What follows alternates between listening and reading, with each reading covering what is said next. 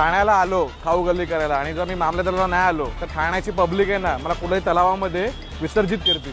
हे तिखट आहे. अच्छा ओके. दिसायला तर बाय एकदम नंबर 1 दिसते. की जे तिखट आहे ना ते लाल नाही आहे, ते असं ऑरेंज आहे आणि त्याच्यावरती असं छान तर्रीचा एक असं फेस आहे. सो मिक्स करून घेऊया आणि बघाल ना तर छान शेव आहे अशी बारीकवाली.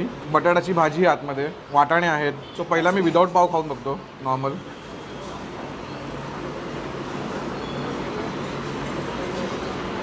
मी खोटं नाही बोलत आहे, ठाणेकर जे मामलेदार करतात ते खरंच तेवढं त्या हाईपच्या लेवलला जातं आहे.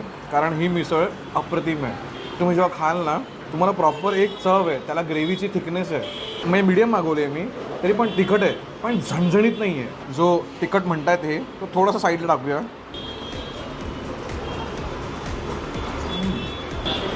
अप्रतिम मिसळ, अप्रतिम तिखट.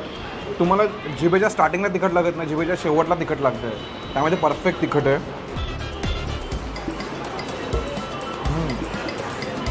छान शेंगदाणे बिंगणे मला लागले घासामध्ये. माझ्याकडनं या मिसळला worth the hype golden thumbs up.